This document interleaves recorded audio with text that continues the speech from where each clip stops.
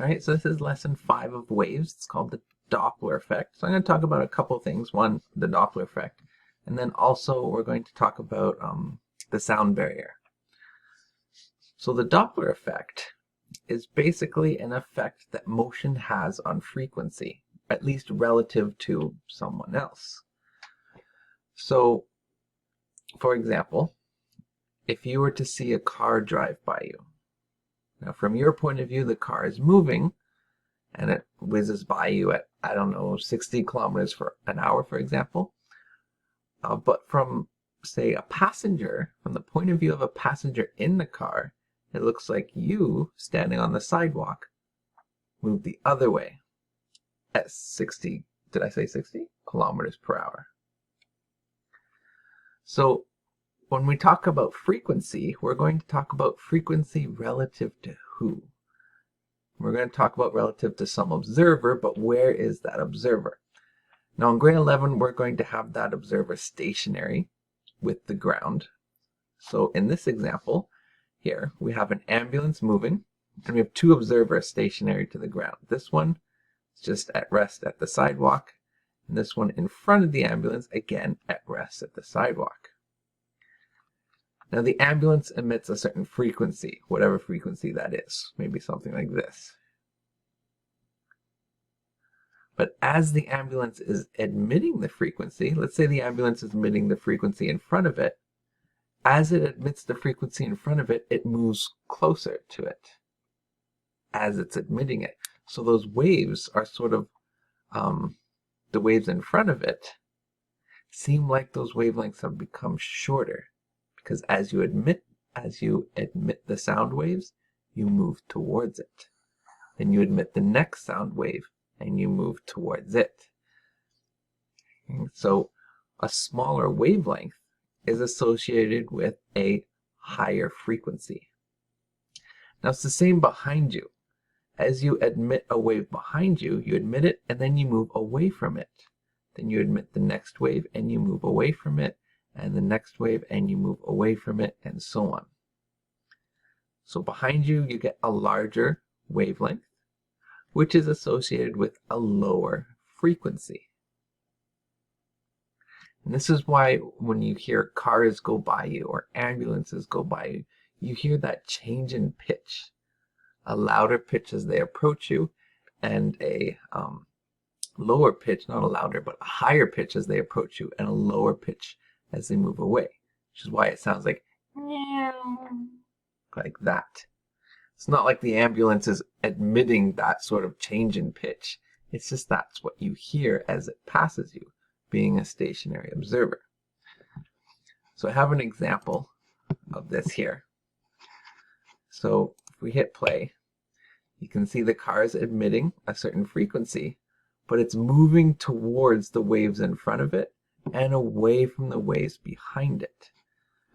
And if I increase that frequency, okay, reset it, it's a little bit easier to see that the waves in front of it have a shorter wavelength than the waves behind it. Now, if we increase the velocity of the source, meaning the car, and we just changed it into a plane in doing so, notice that the wavelengths in front of it are becoming more and more and more compacted, and the wavelengths behind it getting more and more spread out. If you continue to increase that velocity, it becomes even more so. Now notice the speed of sound is currently 340. So little by little, I'm approaching the speed of sound, and as I do so, we're getting more and more and more waves in front of it. Now remember, sound is a longitudinal wave, so you have areas of compression and areas of rarefaction. So what we're getting is more and more areas of compression being built up in front of the plane. And as I go faster, look how close they are in front of the plane. It's like lots of compression going on. Then eventually, if you punch a hole through it, this happens. So you punch a hole through it, and all of a sudden you get this sort of cone shape coming out behind you and nothing going in front of you. The pilot, for example, before breaking the speed of sound would hear the engine of the plane, then after breaking the speed of sound wouldn't hear it anymore because it's behind them and they're moving faster than the sound. Now, breaking that speed limit is a sonic boom. Right? It's a large bang. I showed you a picture of this previously. Sometimes you even get sort of a cloud forming around you. And clouds form due to, water in the atmosphere, some dust in the atmosphere for the water to condense on, and then, very important, a change in pressure. And you can get that change in pressure when you go from having this huge buildup of compression waves in front of you, switching from that to punching through it. Now you no longer have that buildup. So that results in a huge pressure change, which can form that cloud. Okay, so we're going to slow down again now. Get back into the car. There we go. And we can have a little sample here. Right? So you can see the difference in pitch. Higher pitch as you approach, lower pitch as you move away. That's what we call the Doppler effect. And the Doppler effect isn't just with sound waves. It can be with any waves. Light wave is another example where you'll see the Doppler effect.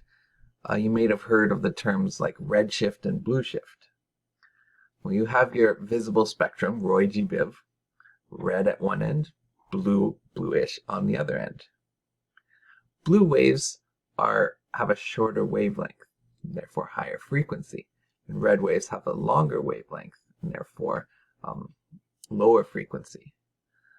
So if you have an object coming towards you that's emitting light, that light will appear slightly blue shifted. And if it's moving away from you, it'll appear slightly red shifted.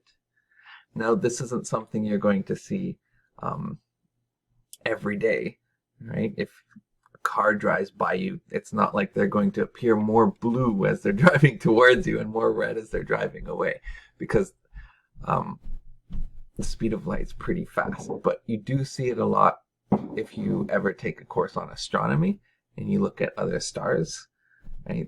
The light being emitted from those stars will either be slightly blue or red shifted, depending on whether or not that star is moving towards or away from us. And just a little side note, when we look at all the different galaxies in the universe, they're all, every single one of them, red shifted, which is one of the first pieces of evidence that showed that the universe is expanding. Everything's moving away from each other, right? Like dots on a balloon that's being inflated. But I'm getting sidetracked now. So let's go back to our lesson. Right, so there's the picture of the cloud forming. Okay. And we do have an equation that can help us predict what frequencies are being observed. So here's our equation. Let me explain this equation a bit here. F naught is the frequency that the ambulance is emitting. Okay, it's the frequency from the source. FOBS, right, is the observed frequency. It's the frequency either this person or this person outside of the ambulance would hear. Now they do hear different frequencies, right? So this will depend on this. Whether or not this is a plus in our equation or a minus in our equation. And this is something you're going to have to remember. But if the source is moving away, in the case of this observer here, the source is moving away from that observer, we're going to use a plus. So it'll be the speed of sound plus the speed of the source, which is the ambulance. If we are this observer and the ambulance is moving towards us, getting closer, then we're going to use a negative in our equation. And that'll lead to higher frequencies or lower frequencies. All right, so let's try the first problem then. Here we have a train traveling at a speed of 30 meters per second. Its whistle generates a sound wave with a frequency of 224 hertz. So this here is the velocity of the source right there. This is V source, because the train is what is emitting the sound. Well, the whistle on the train. And the whistle has a frequency of 224 hertz. So that's this one right there. Right? The natural frequency that it's actually emitting. And we have Luna is standing beside the tracks as the train passes you with its whistle blowing. What change in frequency does she detect for the pitch of the whistle as the train passes? So we need to know what frequency she hears as it approaches and then as it moves away. And what's the difference between those two? And it tells us the speed of sound, that's right here, speed of sound. So in air is 330 meters per second. So that's V sound. All right, so first, let's look at when it's approaching. Okay, so approaching.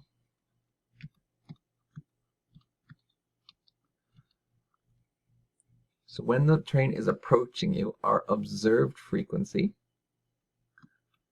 is going to be, so we have the source frequency, which is 224 hertz.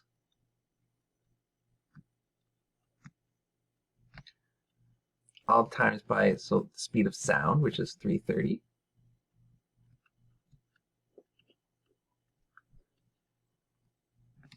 Divided by the speed of sound again, which is 330. And then because it's approaching, that's when the source is moving closer. We're going to use a negative in the equation. So subtract the speed of the source, which is 30 meters per second. So if we do that, we put that on our calculators. 224 is 330 divided by 300. We get 246.4. I'll just round to 246. All right, so we definitely have an increased frequency here when the train is approaching you. And that's also a hint that you can use. Like, this should be minus if the source is approaching you. But if you accidentally made it positive, you should get a lower frequency, and that should be a hint to you that says, no, if it's approaching, the frequency should increase. I made a mistake somewhere. So let's look at when it's moving away. So moving away. Whoa, moving away. Terrible. Here we go.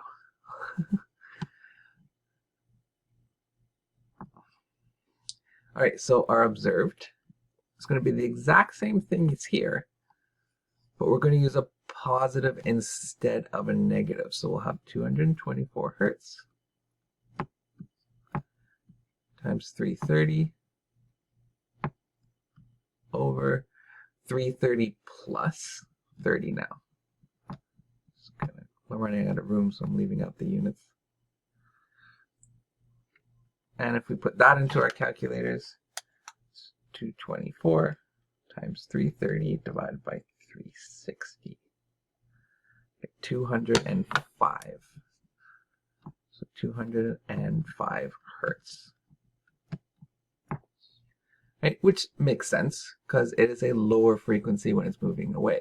So the question says, what change in frequency does she detect? Well, first from as it's approaching 246 hertz to as it's moving away 205 hertz. So the difference between that, our change in frequency, would be the difference between 246 and 205,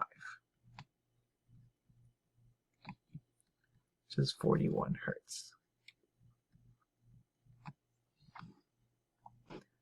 Now the second question says we have a car traveling on a country road, approaches a hiker standing on the side of the road and honks its horn. The car's horn has a frequency of 440 hertz, and the speed of sound is 343 meters per second. Now the hiker hears the horn as having a frequency of 480. So in this question, they're saying this 440 here is the source frequency, and the 480 is the observed frequency. So they're telling us both frequencies. Now we can actually use that to, here's the question, how fast was the car traveling when it honked its horn? So we can use that information to determine how fast the car was moving, which is a really fascinating thing, that you can just look at the difference in frequencies and determine the speed of the object. So to do that, we're going to use the same equation. So we have our observed frequency equals the source frequency times the speed of sound, which they give us is 343, divided by the speed of sound again, which we know. And then it says it is approaching the hiker, and you can also tell because the frequency is increasing, right? Which means we're going to use a negative here when the source is moving closer. So minus the velocity of the source. I'm just going to write Vs for source. All right, so we know everything in here except for Vs. So let me divide both sides by FO, or F naught, the source frequency. You get the observed frequency, which is 480 hertz, divided by 440 hertz, which is the source frequency, and that equals the speed of sound, so 343 meters per second, divided by the speed of sound again, minus the source. So we know everything here, we just need to do a little rearranging to figure out what that source speed is. One way you can do it is, well, if you want that on the numerator, you can take the reciprocal of both sides, like just flip your fractions. And so if we did that, we would have 440 over 480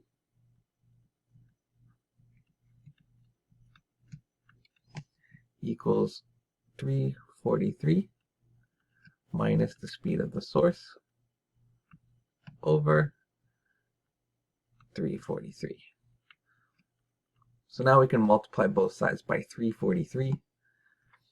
Let's do that in a different color here. Meters per second.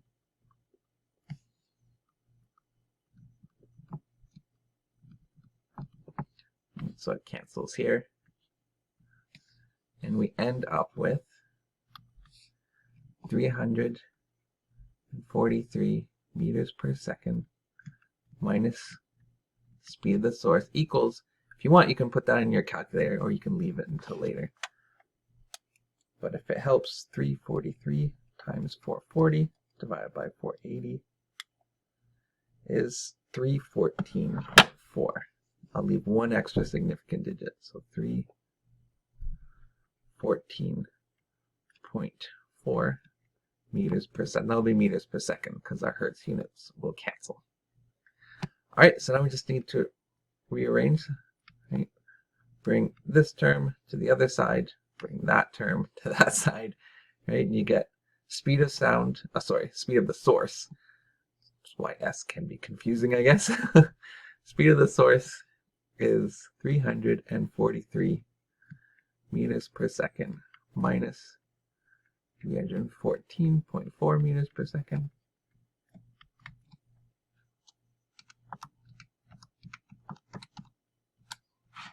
It gives us 28.6 meters per second.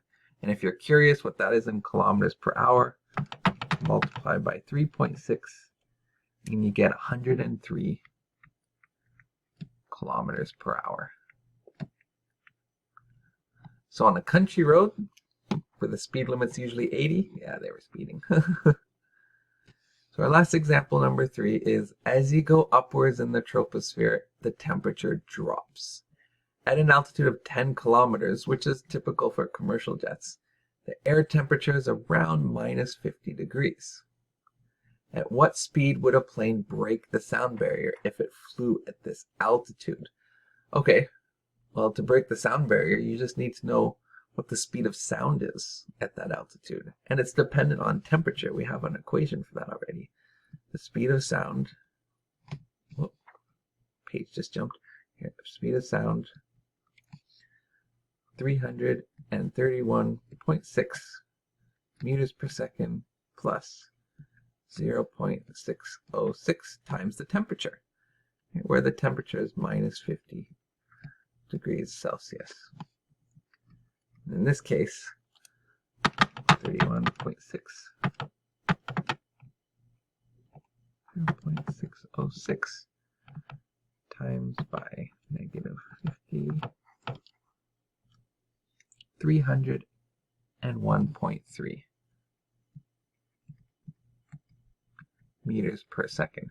And this is what we call Mach 1. Now the speed of sound, unlike the speed of light, is different depending on different situations, which we talked about previously. So simply saying that something is going Mach 1 is meaningless without knowing how fast the speed of sound is going in that situation. So to go Mach 1, that means you're going at the speed of sound. Mach 2 would be twice the speed of sound. So in this case, if you wanted to figure out what Mach 3 is, well, it would be 903.9 meters per second, because you would just multiply that by 3.